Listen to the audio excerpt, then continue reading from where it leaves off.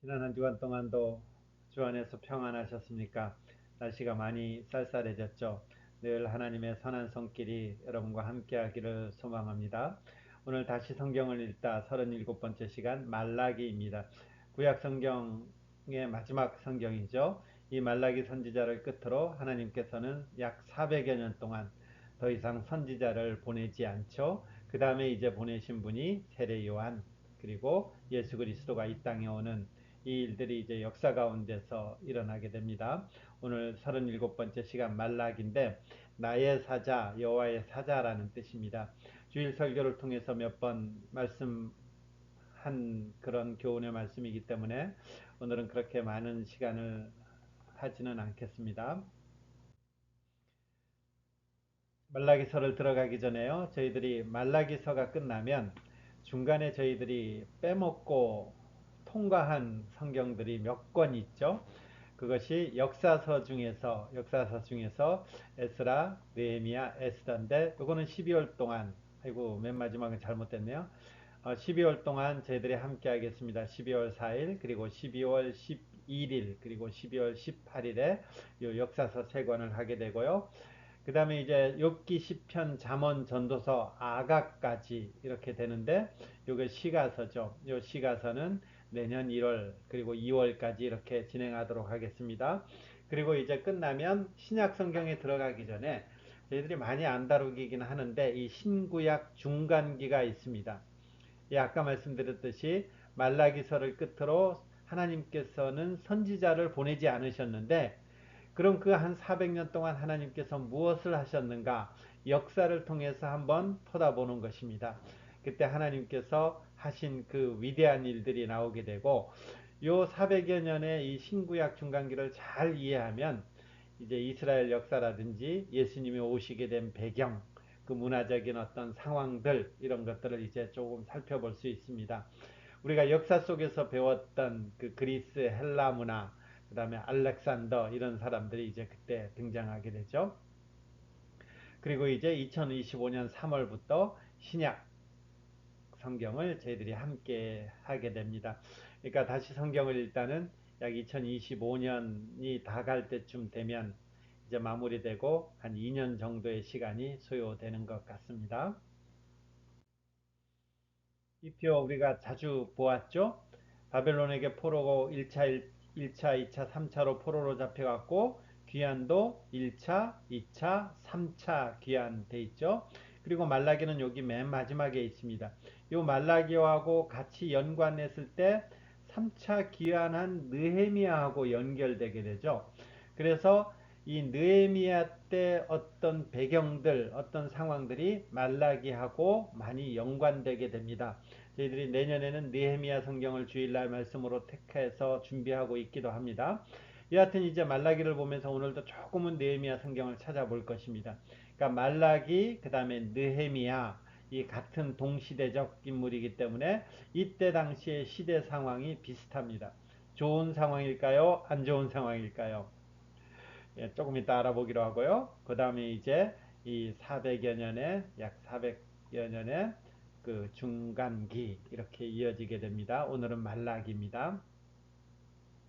예, 말라기 끝난 다음에 한 주 정도 다시 복습하는 시간 가질 것이고요. 이 말라기서도 보면 이제 이스라엘 백성들의 이 죄의 문제 가지고 하나님께서 말씀하시는 거죠. 이스라엘 백성들이 지금 어느 시대냐면 포로기 이후죠.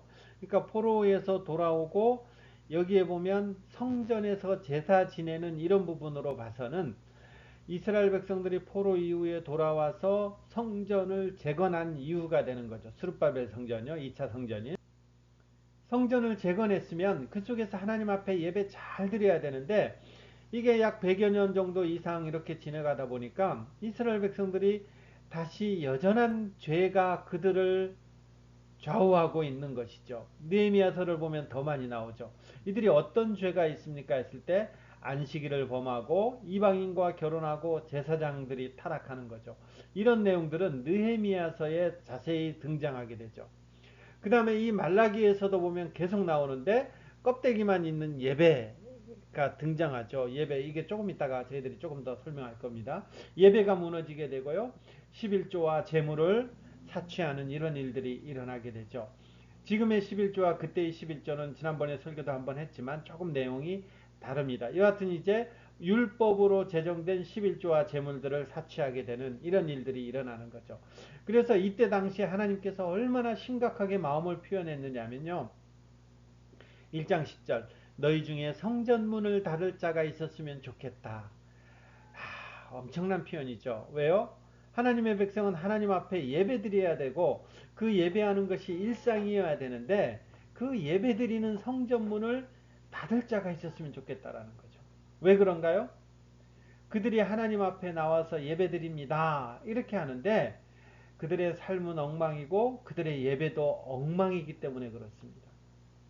그들이 하나님을 섬기지 아니하는 것이 아니에요. 하나님을 섬기는 거예요. 하나님을 섬기는데 어떻게 섬겨요? 하나님 앞에 기본적인 도리를 내가 하고 있습니다. 이렇게 하면서 하나님도 섬기고 다른 우상도 섬기고 그리고 그 하나님의 말씀에 순종해야 되는 일상은 다른 여러 가지 범죄로 가득 차 있는 이런 게 지금 말라기 시대의 배경이라는 거죠. 이런 이 이스라엘 백성들에게 하나님은 어떻게 해야 되는가요? 하나님께서 지금 말라기 선지자를 보내서 논쟁을 하고 있는 것이죠. 이제 그 논쟁들 한번 살펴볼게요. 이 논쟁이라고 해도 되고 대화라고 해도 되고 뭐 해도 될 것 같아요. 하여튼 이런 패턴으로 갑니다. 하나님께서 너희들 이랬지? 이러면 이스라엘 백성들은 우리가 언제 그랬습니까? 우리가 어떻게 그렇게 했습니까? 이렇게 반문하는 것입니다. 그러면 하나님이 너희는 이런 일들 했지 않느냐? 이런 패턴으로 가게 되는 것입니다. 이런 것들이 이제 6가지로 말라기는 등장하게 되죠. 첫 번째부터 보면요. 1장 2절부터 5절까지 보면 이렇죠. 내가 너희를 사랑했다. 이렇게 하는 거죠. 그러니까 이스라엘 백성들이 뭐라고 표현하나요? 너희는 이르기를 주께서 어떻게 우리를 사랑했습니까? 이렇게 대답하죠. 그러니까 하나님이 뭐라고 표현하나요? 하나님께서 내가 너희 조상 야곱 가문을 선택했잖니. 그리고 언약의 계승자로 삼아서 이제까지 은혜 주었다. 이렇게 되는 것입니다. 두 번째 논쟁은요. 1장 6절 보면 너희들이 내 이름을 멸시했다. 이렇게 하니라. 그러니까 이스라엘 백성들이 6절 마지막에 보면 우리가 어떻게 주의 이름을 멸시하였습니까? 이렇게 답하는 거죠. 그러니까 하나님이 여기에 하나하나 설명하죠. 너희들이 더러운 떡을 내한테 주었다. 8절에 보면 저는 것 병든 것을 드렸다. 내한테 바쳤다라는 거죠. 너희들이 그 드리는 것들을 한번 너희 총독한테 갖다 드려봐라. 도대체 총독이 그것을 받고는 기뻐하겠느냐? 너희를 받아주겠느냐? 한번 상식적으로 생각해봐라 라는 거죠. 근데 하물며 하나님께 지금 너희들이 이런 걸 바친다 라는 거죠. 그래서 하나님께서 뭐라고 표현하나요? 1장 10절 보면 너희 중에 성전문을 다룰 자가 있었으면 좋겠다. 근데 우리가 여기서 하나 생각해 봐야 돼요. 이스라엘 백성들이 왜 이렇게 저는 것, 병든 것을 바치나요? 이것은 사실 합리적인 이유가 있는 거예요. 이 재물을 바치면 금방 태워버리잖아요. 그러면 태워버릴 거면 저는 것을 바치든 흠 없는 것을 바치든 마찬가지 되는 거죠. 그러니까 금방 태워버릴 건데 뭘 좋은 거 바쳐? 아까운 거죠. 하나님 앞에서는 어떤 때는 사실 이제 합리적이고 이성적으로 결단해야 되지만 더 중요한 것은 하나님의 말씀 따라서 하는 것이 더 중요한 거죠. 그래서 어떤 때는 이상하게 우리가 결정해야 될 때도 사실 있는 것이 하여튼 하나님의 교회를 이뤄가는 방식이죠. 그러니까 이스라엘 백성들은 이렇게 되죠. 13절 보세요. 이 일이 얼마나 번거로운 거하고 코웃음 쳤다라는 거죠. 이것은 굉장히 번거로운 거죠. 실제적으로. 왜냐하면 흠 없는 짐승을 데리고 오다가 그 흠 없는 짐승이 넘어지거나 하면 자격이 안 되는 거예요. 그럼 또 다른 짐승을 갖고 와야 돼요. 이 다른 짐승도 어떻게 해야 되나요? 그 어릴 적부터 그렇게 흠 없게 키워야 되는 거예요. 그러다가 하나님 앞에 바치게 되는 거죠. 그러니까 이것은 굉장히 어떤 번거로운 일이고 그러다 보니까 이스라엘 백성들에게 이 코웃음 친다라는 거죠. 실증나는 일이다라는 것입니다. 하나님이 누구신지 인격적 하나님을 생각하지 않으면 우리도 이런 경우가 상당히 많아요. 상당히 많아요. 우리 신앙도 한번 반추해 볼 만한 이런 어떤 논쟁이죠. 자, 세 번째는요. 2장 10절로 가볼게요. 우리는 한 아버지를 가지지 않았느냐라는 거죠. 근데 그 한 아버지를 가진 이 형제됨 속에서 하나님의 어떤 것들을 이루어야 되는데 그들이 성결을 욕되게 했다라는 거죠. 대표적으로 어떤 거요? 이방신의 딸과 결혼했다. 이렇게 지금 꾸짖게 되는 거죠. 그러니까 이스라엘 백성들은 부인하게 되는 것입니다. 그러니까 하나님께서는 이 우상숭배 그리고 이혼 이런 일들로 인해서 죄악된 것들이 얼마나 심각한가 하는 것들을 이제 하나하나 지적하고 있죠. 당시에 보면 느헤미야 13장에 보면 이런 내용들이 나와요. 남자들이 이방 여인과 결혼하고 그리고 그 여인들이 섬기던 이방신들을 가정에 받아들이게 되는 것이죠. 이것들을 하나님은 언약을 배신하는 것이다. 이렇게 표현하게 되는 것입니다. 이게 세 번째고요. 네 번째는 뭔가요? 2장 17절부터 보면 하나님을 괴롭게 했다라는 거죠. 하나님을 괴롭게 했다. 그러니까 이스라엘 백성들은 우리가 어떻게 여호와를 괴롭게 했습니까? 이렇게 되는 거죠. 이스라엘 사람들이 하나님의 무관심을 비난하고 공의의 하나님이 어디에 계시느냐 이렇게 막 오히려 묻게 되는 것입니다.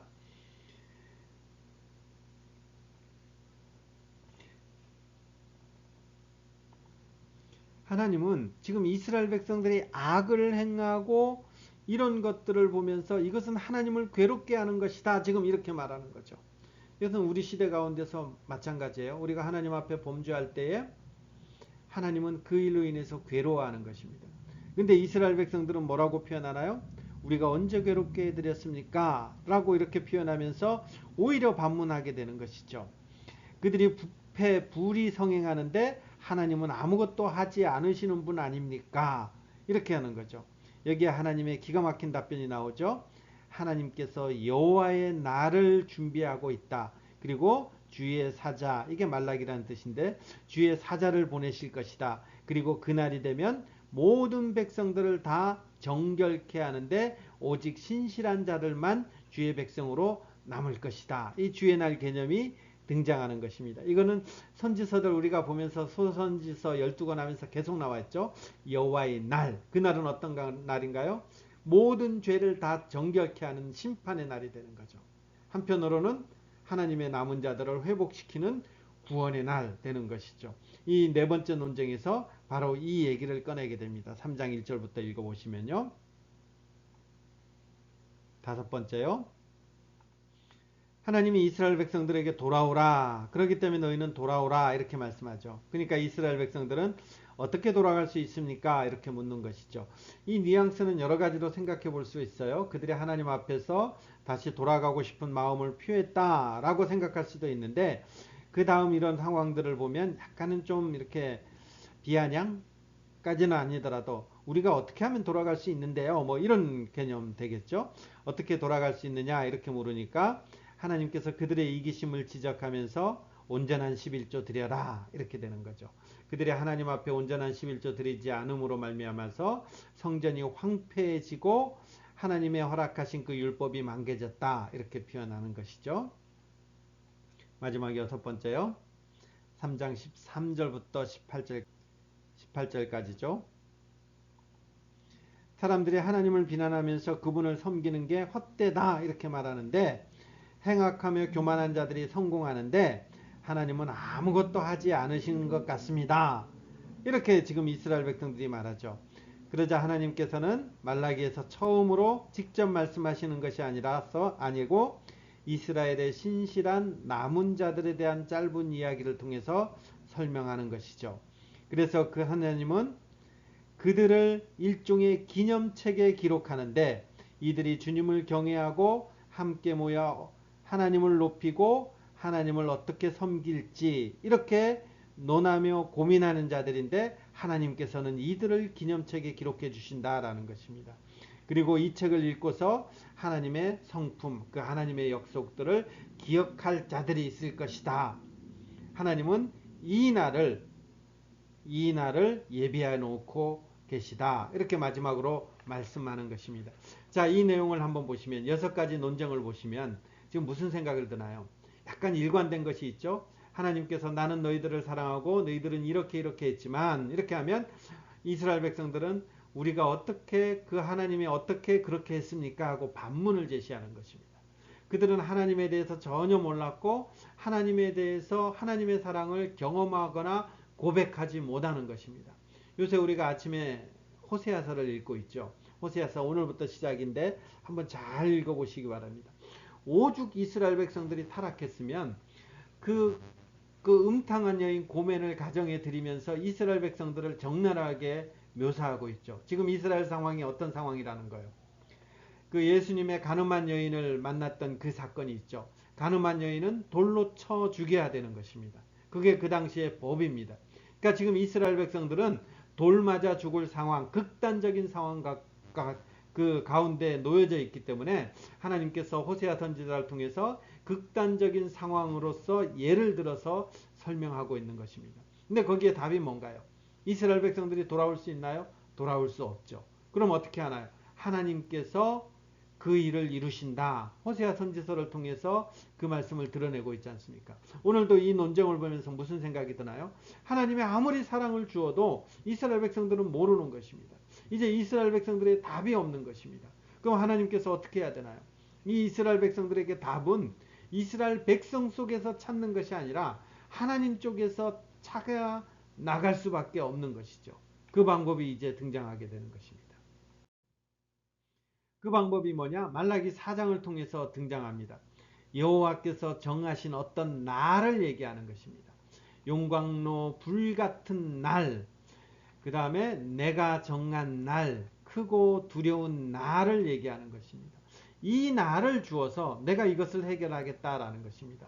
자, 용광로 불같은 날은 뭐예요? 태워버리는 거죠. 뭘 태우나요? 교만한 자, 악을 행하는 자, 다 지푸라기 같이 다 탄다라는 것입니다. 그들을 달라서 그 뿌리와 가지를 남기지 않는다라는 것입니다. 이 말은 무슨 말이에요? 그 악의 아무런 잔존도 남기지 않고 다 살라버린다라는 것이죠. 그러면요. 그런 상황 가운데서 이게 말라기의 대표적인 성경 구절이죠.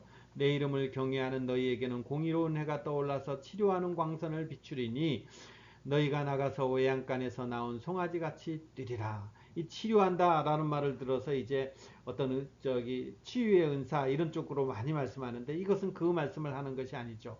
죄가 사해지는, 죄가 완전히 살라 없어지는 그랬을 때에 우리가 새 생명을 얻고 그래서 하나님 앞에서 찬송하고 감격하는 그 모습을 묘사한 거죠. 사죄, 칭의, 새 생명의 은혜를 이렇게 묘사한 거죠. 이게 언제 일어난다고요? 용광로 불같은 날이 이를 때에 모든 악을 다사하는 사죄, 그리고 하나님의 백성들은 의롭다 칭함을 여기고 새 생명을 입게 된다라는 것이죠. 그리고 그 일로 인해서 마치 송아지가 외양간에서 나온 송아지가 뛰어다니는 것처럼 공의로운 해가 떠올라서 치료하는 광선을 비춤으로 말미암아서 사죄, 칭의, 새 생명의 은혜를 얻게 됩니다. 그러면서 내가 정한 날에 악인을 밟을 것이다. 여호와의 크고 두려운 날이 이르는데 내가 선지자 엘리야를 너희에게 보낸다라는 것입니다. 다시 엘리야를 보내서 그가 아버지의 마음을 자녀에게로 돌이키게 하고 자녀들의 마음을 그들의 아버지에게로 돌이키게 한다. 하나님께서 이 이스라엘 백성들에게 이 하나님이 사랑을 주었음에도 불구하고 그 사랑이 어디에 있습니까? 이 참 철부지 같은 그들의 그들의 선조들이 이 70년 포로 생활에 돌아온 지 100여 년이 채 지나지 않았음에도 불구하고 100여 년이 지나갔음에도 불구하고 이들은 하나님 앞에서 다시 이런 죄악을 범하는 것입니다. 근데 하나님께서 포기하지 않는 것이죠. 우리가 선지서를 읽으면서 공통적으로 여겼던 것이 뭔가요? 이스라엘이 범한 죄보다 여호와의 자비와 긍휼이 더 크다라는 것입니다. 오늘 본문을 통해서도 그것이 드러나는 것입니다. 여호와께서 정하신 날, 이 날은 모든 죄가 해결되는 날이고 그로 말미암아 하나님의 구원을 허락하시는 그 날이 되는 것이죠. 오늘 말씀을 정리해 보겠습니다. 말라기서 3장 16절 17절 그때에 여호와께서 그것을 분명히 들으시고 그 이름을 기념책에 기록하였느니라. 나는 내가 정한 날에 그들을 나의 특별한 소유 보물로 삼을 것이고 내가 그것을 아끼겠다. 이때가 언젠가요? 우리는 선지서를 통해서 확인했습니다. 예수 그리스도의 초림이 되는 것이고 그것이 완성은 예수 그리스도의 재림이 되는 것이죠. 그러니까 여러분과 저는 이 은혜를 누리고 사는 삶입니다. 삶이 고난스럽고 삶이 힘겹더라도 우리가 하나님 앞에 이런 은혜 받은 자임을 알고 은혜 받은 자답게 이 말씀을 감격적으로 신앙 고백하시면서 그렇게 살아내시는 이 하루 그리고 남은 평생 되시기를 간절히 기원하며 축복합니다.